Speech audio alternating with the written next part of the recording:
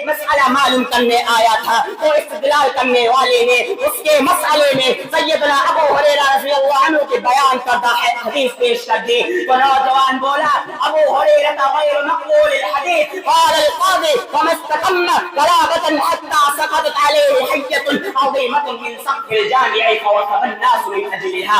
کسی شاعر نے کیا خوب کہا ہے، اسلام کے عظمت کے مینارے ہیں صحابہ، اسلام کے عظمت کے مینارے ہیں صحابہ، اگر چاند محمد کو ستارے ہیں صحابہ، ہم یہ شوق سے کہتے ہیں ہمارے ہیں صحابہ. واللہ ہمیں جان نحمده ونصلي على رسوله الكريم.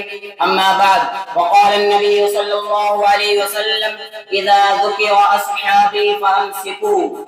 حکم صاحبان، مشرق اساتذہ کرام اور میرے علمی ساتھیوں، آج کی سالانہ انجمن میں میری تقریر کا موضوع ہے دفاع صحابہ اور گستاخی کا انجام. سامعین یاد رکھیں، ایک بندہ مومن امام الانبیاء جناب محمد رسول اللہ صلی اللہ علیہ وسلم کے جانثہ صحابہ کرام کے خلاف کسی بھی قسم کی گفتگو نہ کر سکتا ہے، نہ سن سکتا ہے، کیونکہ سب سے پہلے خود اللہ رب العالمین نے قرآن مجید میں صحابہ کرام کا دفاع کیا ہے، پھر رحمت للعالمین نے بھی صحابہ کرام کا دفاع کیا ہے. معلوم ہوا کہ صحابہ کرام کا دفاع دین اسلام کا دفاع ہے، جیسا کہ حافظ ابن حجر الاسقلانی رحمہ اللہ نے فرمایا اذا رأيت الرجل ينتقص احدا من اصحاب رسول اللہ صلی اللہ علیہ وسلم فاعلم انه زنديق وذلك ان رسول الله صلی اللہ علیہ وسلم عندنا حق والقرآن حق وانما ادى الينا هذا القرآن والسنن اصحاب رسول الله صلی اللہ علیہ وسلم وانما يريدون ان يجرحوا شهودنا ليقبلوا الكتاب والسنة والجرح بهم أولى وهم زنادقة. اسی طرح اللہ رب العالمین نے فرمایا وَإِذَا قِيلَ لَهُمْ آمِنُوا كَمَا آمَنَ النَّاسُ قَالُوا أَنُؤْمِنُ كَمَا آمَنَ السُّفَهَاءُ أَلَا إِنَّهُمْ هُمُ السُّفَهَاءُ وَلَكِنْ لَا يَعْلَمُونَ. اس آیت مبارکہ سے معلوم ہوا منافقین جو صحابہ کرام کو بیوقوف کہتے تھے کسی اور نے نہیں بلکہ خود اللہ رب العالمین نے صحابہ کرام کا دفاع کرتے ہوئے فرمایا کہ وہ لوگ بیوقوف نہیں بلکہ تم لوگ بیوقوف ہو. اسی طرح آپ صلی اللہ علیہ وسلم نے فرمایا اذا ذکر اصحابی فامسکوا.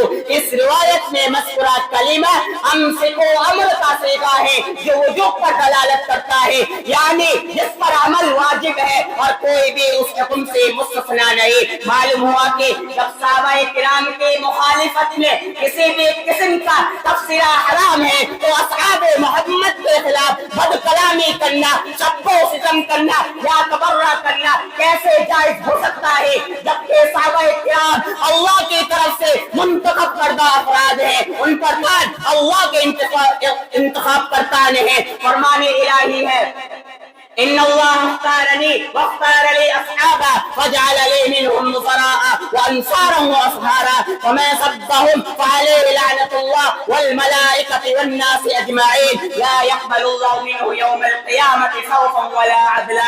یہ روایت اس بات پر واضح ثبوت ہے صحابہ کا انتخاب اللہ نے کیا. اب جو کوئی ان پر طعن کرتا ہے معاذ اللہ وہ اللہ کے انتخاب پر طعن کرتا ہے. حضرات صحابہ کرام کے شان میں گستاخی کرنا بہت بڑا جرم ہے جس اللہ اور اس کے رسول نے منع فرمایا ہے، اور جن لوگوں نے گستاخیاں کی ان کو منہ کی کھانی پڑی ہے. عروہ بنت اویس نے سعید بن زید رضی اللہ عنہ کے خلاف دعویٰ کیا کہ انہوں نے اس کے زمین پر قبضہ کر لیا ہے تو سعید بن زید رضی اللہ عنہ نے کہا میں آپ صلی اللہ علیہ وسلم سے سنا جس نے کسی کی زمین ایک بالشت میں ظلم سے حاصل کی تو اسے 7 زمینوں کا توق پہنایا جائے گا. کیا اس کے بعد میں ایسا کروں گا؟ پھر آپ نے کہا اللہم ان کانت قاذفۃ فعم بصرها وقتلها في اوضها قال فما ماتت حتى غاب بصرها ثم بينا هي تمشي في اوضها اذ وقعت في حفوة فماتت.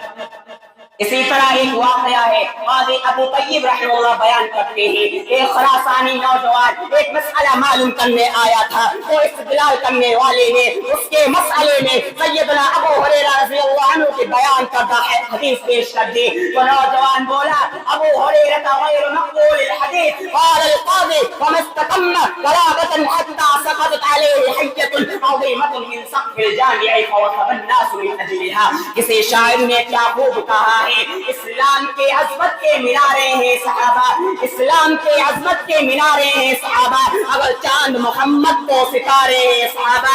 ہم یہ شوق سے کہتے ہیں ہمارے ہیں صحابہ، واللہ ہمیں جان سے بھی پیارے ہیں صحابہ. خلاصہ کلام یہ ہے، انبیاء کرام کے بعد اس روئے زمین پر سب سے مقدس جماعت صحابہ کرام کی جماعت ہے. ان سے محبت کرنا، ان کا دفاع کرنا ایمان کا حصہ ہے. ان کی شان میں گستاخی کرنا کفر اور نفاق ہے. تاریخ گواہ ہے، جس نے بھی صحابہ کرام پر طعن و تشنیع کی ہے اس کا انجام برا ہوا ہے.